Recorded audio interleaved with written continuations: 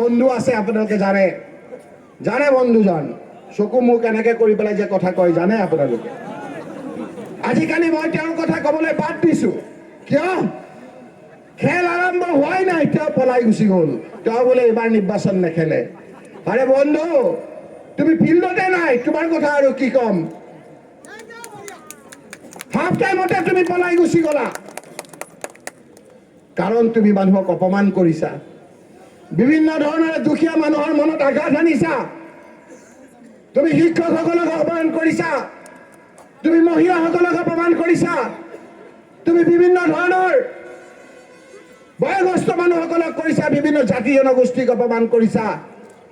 তুমি এই কৈছিলা বন্ধু যে পাপ কৰিলে কেঞ্চাৰ হয় বন্ধু আমি তোমাৰ কেঞ্চাৰ হোৱাটো নিবিচাৰো কিন্তু তুমি কিন্তু বহুত পাপ কৰিছা তুমি বহুতৰ মনত আঘাত আনিছা দুখীয়া মানুহৰ যেতিয়া অন্তৰত আঘাত আনে তেতিয়া তেওঁ অভিশাপ দিব নালাগে তেওঁৰ যিটো চকুলো ওলাই সেই চকুলো দেখাজনে গ্ৰহণ কৰে সেইকাৰণে ৰাইজ এই সময়খিনি আপোনালোকৰ অতি গুৰুত্বপূৰ্ণ এই সময়খিনিত আমি উত্তেজিত হৈ ইফাল ইফাল জালে নহ'ব ৰাইজ এই সময়খিনি আমি কংগ্ৰেছক আমি শক্তিশালী কৰিব লাগিব আপোনালোকে যদি আমাক শক্তিশালী কৰে আপোনালোকৰ সকলো বিপদৰ পৰা ৰক্ষা পৰিব ৰাজহুৱাভাৱে আমি কথা দিছো ৰাইজ আপোনালোকে আমাক জানে কিমান কষ্ট কৰি এনআৰচিৰ কাৰণে তেওঁলোকে যুঁজিছিল কিবা অসুবিধা দিব পাৰিলে নেকি আপোনালোকক সেইকাৰণে ৰাইজ এই ভোটটো দিওঁতে এবাৰ নহয় দুবাৰ নহয় আপোনালোকে কেইবাবাৰো চিন্তা কৰিব আজি ভাল পাইছো মই এখন স্কুললৈ গৈছিলো আহি থাকোঁতে সৰু সৰু ল'ৰা ছোৱালী আমাক হাত বাউল দি মাতিলে আৰু মাতি পেলাই কৈছে কা আমাক নালাগে তেওঁলোকক বুজাইছে কা কি আমাৰ ভাষা সংস্কৃতি আজি বিপদাপন্ন হৈছে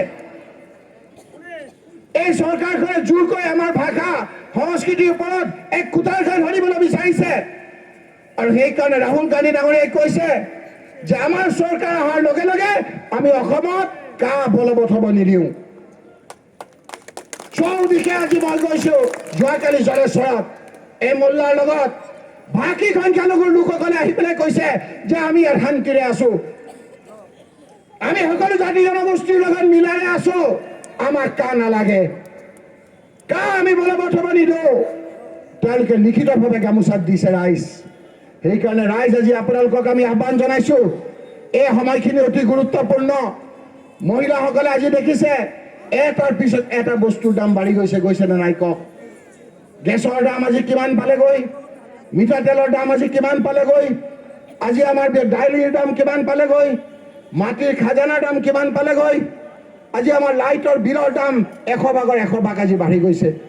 মই যেতিয়া বিভিন্ন ঠাইত গৈ এইবিলাকৰ কথা কৈ আছিলো এজন পাণ দোকানী আহি মোক কৈছে যে দাদা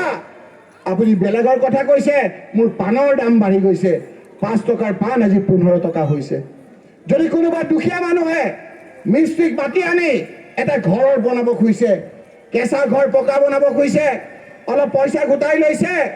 এই চৰকাৰে কৰোনাৰ পাছত 1 কুইণ্টেল ৰডৰ দাম 1400 টকা বঢ়াই দিছে ৰাইজ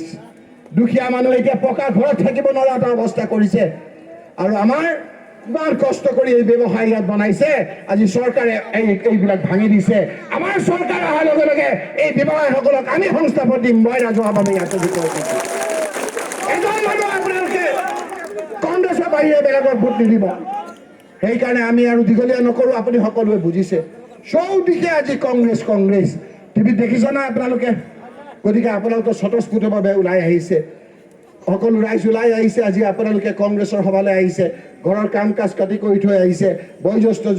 লোকসকল আহিছে ব্যৱসায়ীসকল আহিছে যুৱকসকল আহিছে সকলোৰে মনবিলাক বেয়া কিন্তু আমাৰ আকৌ মনবিলাক অলপ ভাল লাগিছে